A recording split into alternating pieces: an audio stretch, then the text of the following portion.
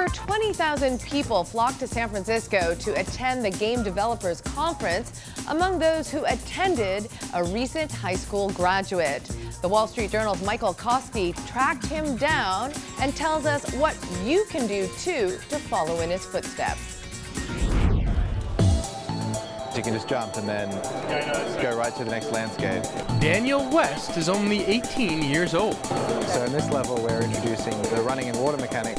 Just graduated from high school in Australia. We're also trying to collect those orbs. And is the proud developer of this game, Airscape, The Fall of Gravity. So it's a gravity-based platform about an octopus in a very dangerous world with questionable physics. The gravity sort of shifts around you as you move. There are water formations which you can swim in, and that all meshes with the gravity system of the game. The inspiration for his idea, he says, should make any high schooler pay attention. I was in high school physics class. We'd be doing all this stuff with gravitation. So I wanted it to be a game about gravity. So that's what he made. He entered the game into an online contest in 2012 and took home its top prize. It took me about 2 months to make the original prototype. Then, he spent 2 years improving the game by bringing on an artist and creating unique sounds, like this,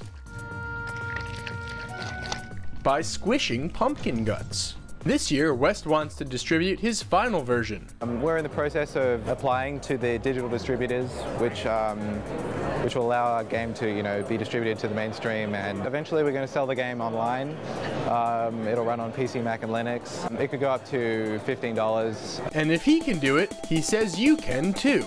He designed the original Airscape prototype using Construct 2, game design software available online for free. All you need to do is find a tool that you're comfortable with using. It doesn't matter what you use. Start making games, perhaps that are similar to games that you've already seen, just so you can learn how everything works. And then slowly you can start adding your own concepts and ideas, get bigger and bigger and bigger until you make a dream game. West also says don't be afraid to fail. I spent 6 months making this top-down tank shooter game, and then I was such a beginner and a novice that I'd made these terrible mistakes, which basically prevented me from ever being able to release it. He learned important lessons about programming and how to correctly design graphics. But his failure wasn't the hardest part. I think the hardest part is actually getting it noticed, generating publicity and awareness for this game. West used social media to get the word out and released a demo online.